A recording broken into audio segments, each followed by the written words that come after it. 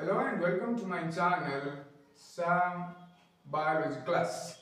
Friends, today we will discuss about Ti-PLASMID. Before that, will you please consider subscribing my YouTube channel? Your subscription is often a lot to me. Ti-PLASMID means tumor-inducing plasmid. It is a large circular extrachromosomal DNA molecule that is found naturally in Agrobacterium tumefaciens. Agrobacterium tumefaciens is a rod-shaped gram-negative soil bacterium that causes crown gall disease in certain dicot plants.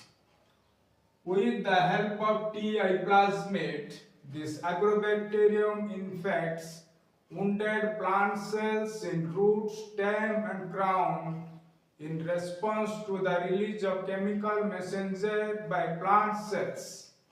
During this infection, a segment of Ti-PLASMID known as tDNA is transferred into the plant cell, after which the segment is integrated into the plant genome. This integration of the tDNA into the plant genome transforms the infected plant cells into tumor-producing cells. It is because of the presence of several oncogenes in this plasmid, the infected plant cells grow and divide at a rapid rate that results in the formation of abnormal outgrowth or swelling of the tissue. This abnormal outgrowth, which is similar to localized tumor, is known as gall. When galls develop on the crown of the infected plant, this disease is known as crown gall disease.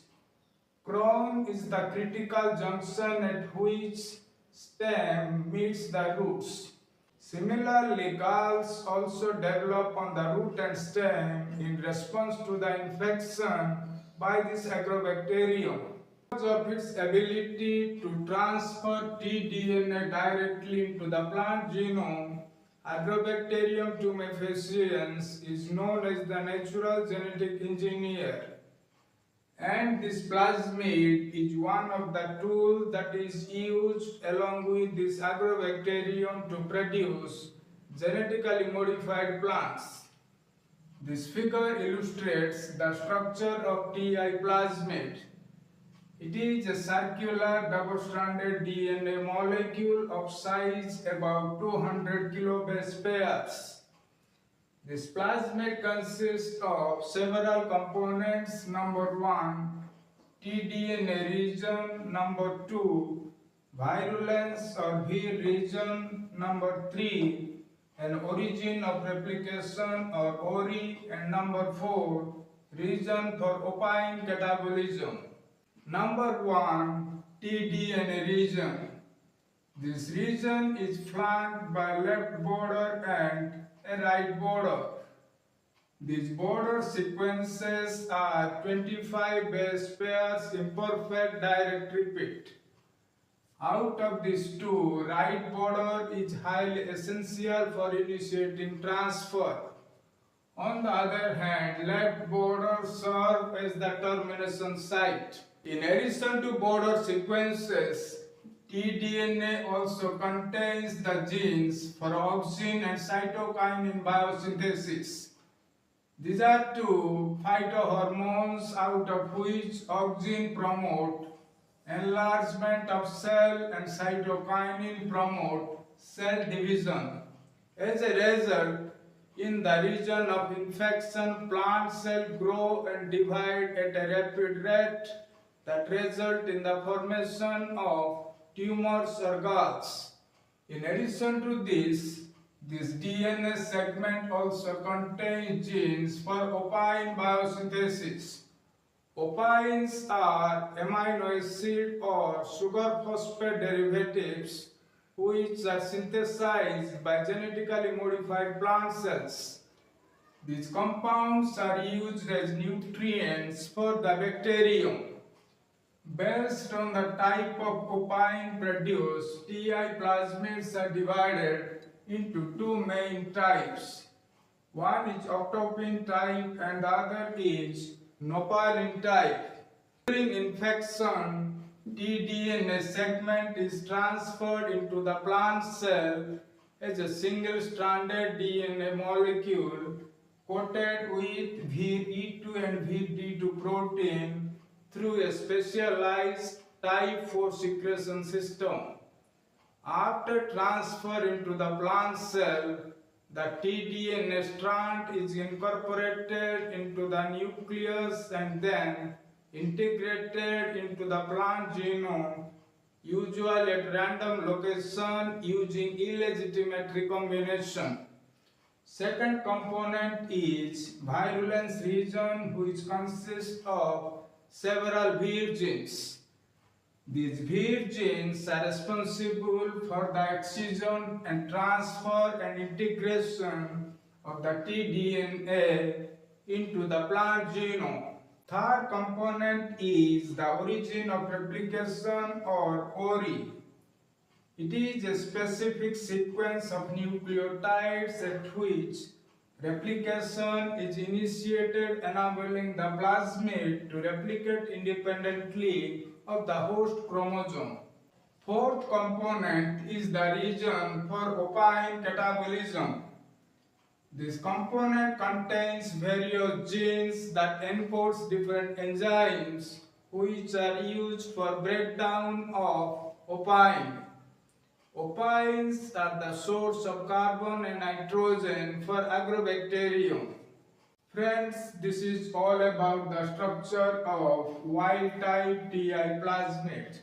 As you know that during infection, the tDNA segment is directly inserted into the plant genome if a transgene for a desirable trait is inserted into this segment, then along with tDNA, the transgene will also be integrated into the plant chromosomal DNA. This is the basic principle of agrobacterium-mediated gene transfer. But the problem is that wild-type Ti-plasmid cannot be used directly for plant transformation because of several reasons. Number one, Ti-plasmid causes chrome gall disease that result in uncontrolled growth of tumors. Number two, tDNA has been designed only to carry native bacterial genes. Number three, this plasmid is too large for manipulation. Number four, this plasmid infect dicots rather than monocot plants. Number five, this vector do not contain multiple cloning site, promoter, suitable marker genes, and specific origin of replications for E. coli and agrobacterium. So for successful plant transformation, this Ti-plasmid must be disarmed. A disarmed Ti-plasmid is one from which tumor-inducing genes have been removed. This disarmed plasmid often uses a binary system for successful plant transformation. This binary system, known as tDNA binary vector, is composed of two separate plasmids. One is tDNA vector and the other is Vir helper plasmid. The tDNA vector contains left and right border sequences, a multiple cloning site where the foreign gene has been inserted, a promoter that drives the transcription of the foreign gene. In addition to this vector also contains origins of replications for E. coli and for agrobacterium, and also suitable marker genes for selection of transformed E. coli and plant cells. And the other component is a vir helper plasmid, which contains different vir genes and another origin of replication that ensure excision and stable integration of the tDNA into the plant genome. So friends, this is the way in which tDNA binary vector is used for plant transformation. To know more about tDNA binary vector, subscribe my YouTube channel, Biology Class.